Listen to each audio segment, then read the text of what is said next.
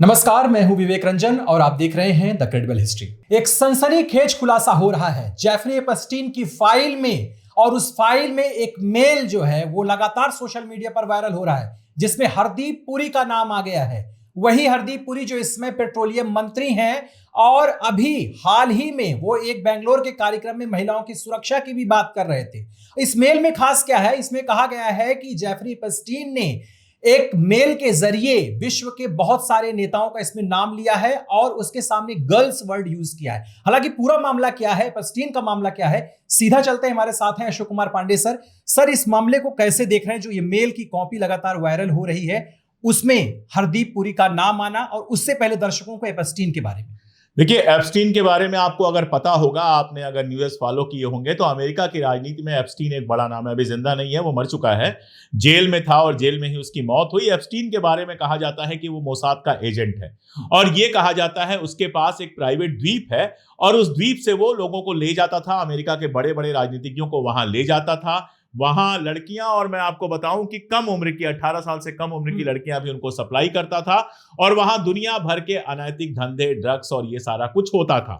उन्हीं में से एक लड़की ने बड़े होने के बाद इसका खुलासा किया, और उसके बाद अमेरिका में तहलका मच गया।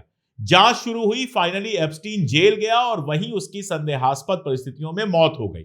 बाद में लोगों का कहना है कि वो मोसाद का एजेंट था, वो वहां खरीदता था, मतलब आप ले गए वहां पर, लड़कियां वड़कियां दिलाई, उसका वीडियो बना लिया, और उन वीडियोस के भरोसे अमेरिका के बड़े बड़े जो पॉलिटिशियन थे उनको वो ब्लैकमेल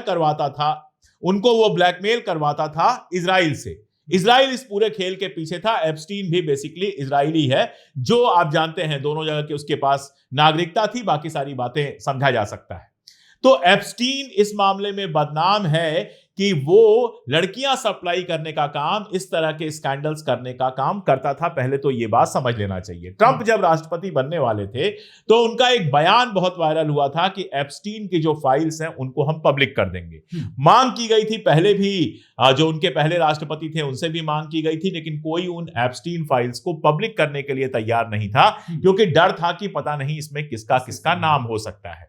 दावा यह किया जाता है कि कई सारे शेखों का नाम है इसमें, अमेरिका के बड़े बड़े पॉलिटिशियंस का नाम है, यहां तक कि ट्रंप का नाम है, और ये वो लोग हैं जो उस द्वीप पर गए, वहां मौज मस्ती की, और उसके वीडियोज, उसके फोटोग्राफ एप्स्टीन के पास थे। अब शायद इजराइल में नेतन्याहू के पास है। एप्स्टीन का ये मैंने आपको बैकग्राउंड बता दिया। अब ये जो मेल वायरल हो रहा है, ये व्हाइट हाउस के पूर्व वकील और एप्स्टीन के बीच का ये मेल है। इस मेल को अगर पढ़ा जाए तो इसमें वो पहला ही शब्द जो लिखता है एप्स्टीन, जो लिखता है Jeffrey E, girls careful, I will renew an old habit this week, और उसके बाद वो पूरा जो बताता है, Thiel Summers, Bill Burns, Gordon Brown, Jagland, council of Europe and Nobel chairman, Mongolia press, और उसके बाद नाम आता है हरदीप पुरी, इंडिया। अब हरदीप पुरी जो है उस समय भी पेट्रोलियम मिनिस्टर थे, अब भी पेट्रोलियम मिनिस्टर है। और पेट्रोलियम का मामला आप जानते हैं कितना इंपॉर्टेंट है। अमेरिका ने जब हमारे ऊपर टैरिफ लगाया तो सबसे बड़ी बात यही कही कि आप रशिया से पेट्रोलियम खरीद रहे हैं, इसलिए हम आपके ऊपर टैरिफ लगा रहे हैं। यानी अमेरिका चाहता है कि दुनिया भर के पेट्रोलियम का कंट्रोल उसके हाथ में हो। मिडिल ईस्ट में जो सारा तमाशा है वो पेट्रोल के कंट्रोल के लिए ही है, ऑयल, पेट्रोल, नेचुरल गैस की कंट्रोल के लिए है। अब हरदीप पुरी को अमेरिका में अगर ये सच है, अगर ये बिल्कुल ऑथेंटिक है, तो अगर हरदीप पुरी को वहां पर लड़की सप्लाई की गई, तो मैं चरित्र की बात तो जाने देता हूं, चरित्र पर तो बाद में बात कर लेंगे, चरित्र हर आदमी का अलग अलग तरीके का होता है।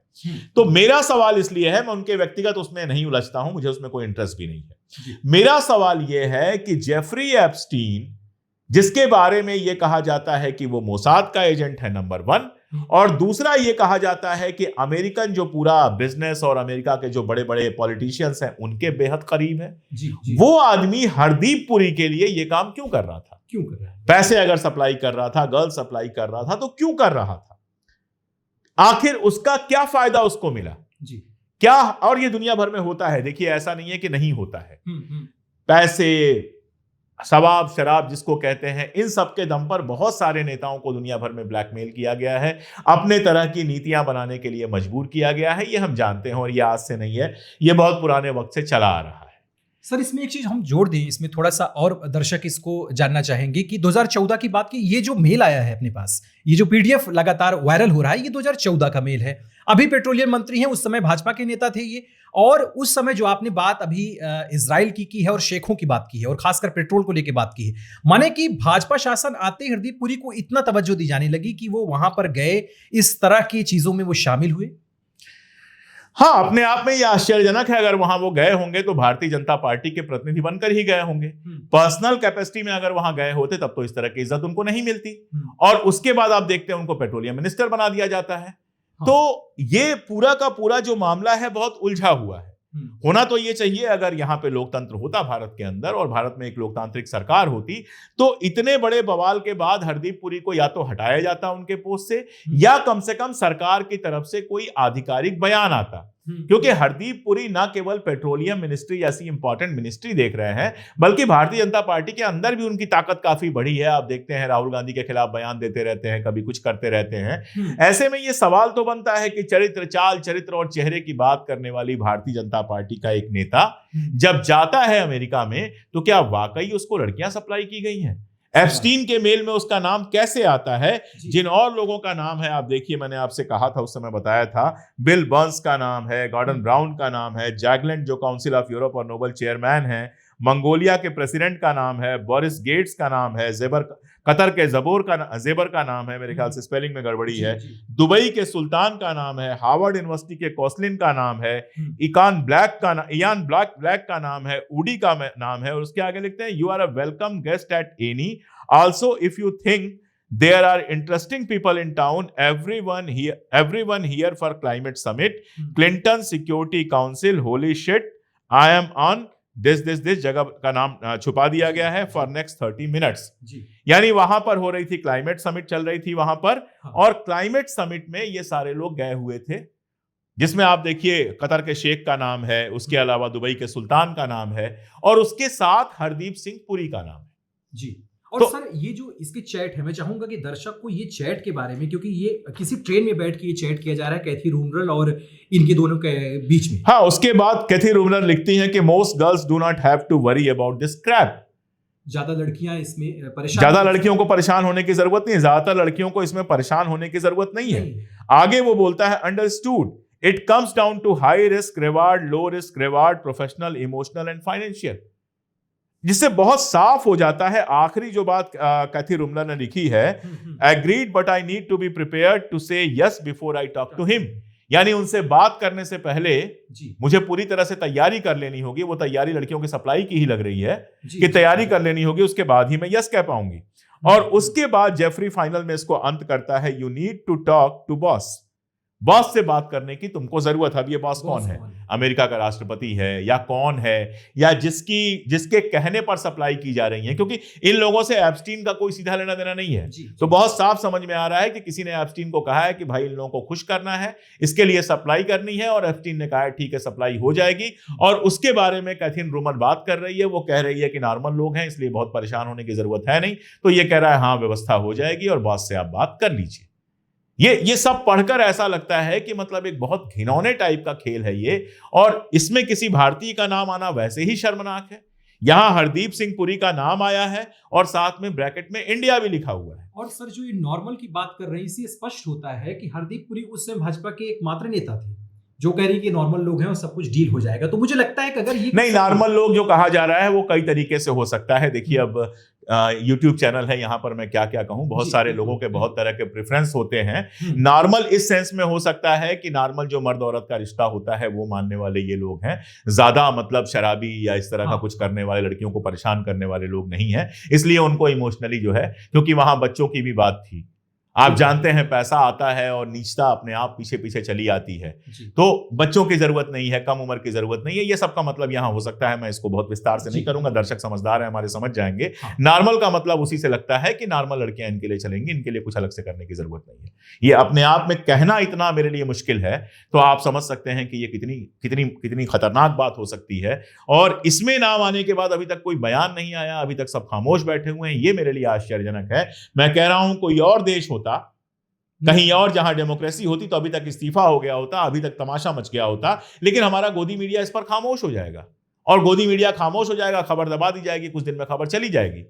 अब सवाल यह है कि जो लोग चाल चरित्र चेहरे की इतनी बात करते हैं, क्या ये उनका चाल चरित्र है? सरकार को कम से कम आगे आकर क्लियर तो करना चाहिए।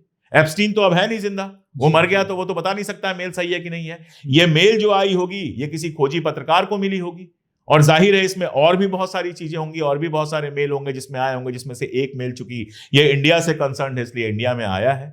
तो कम से कम अगर जरा भी शर्म बची हो तो जांच तक हरदीप सिंह पुरी को इस्तीफा दे देना चाहिए। लेकिन मुझे लगता नहीं है, भाजपा के राज्य में इस्तीफे नहीं होते हैं, ये पहले ही कहा जा चुका है। मुझे लगता नहीं है कि गोदी मीडिया इस खबर को उठाएगी, और मुझे ये भी नहीं लगता है कि पुरी साहब इस पर इस्तीफा देंगे।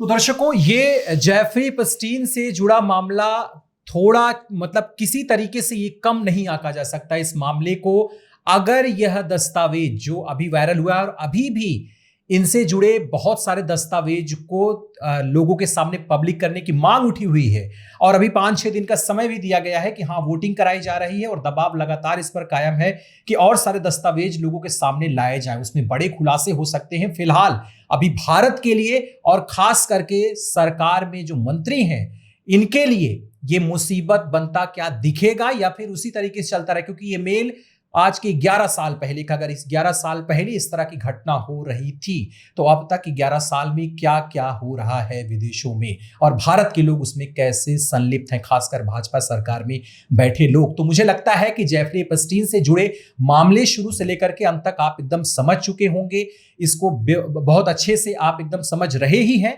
और इसको लगातार इस पर अपडेट हम देते रहेंगे। क्रेडिबल न्यूज, जैसे सर ने कहा कि बहुत सारी मीडिया में चलाए ही नहीं जाएगा, एकदम खबर निकल जाएगी, लेकिन हम इस पर अपडेट आपको देते रहेंगे जो कुछ भी आगे होगा। आपकी प्रतिक्रिया का हमारा इंतजार है, कमेंट बॉक्स में जरूर बताएं वीडियो कैसा लगा और आप कुछ क्या सुनना चाहते हैं उसे भी हमसे साझा करें। देखते रहिए द क्रेडिबल न्यूज।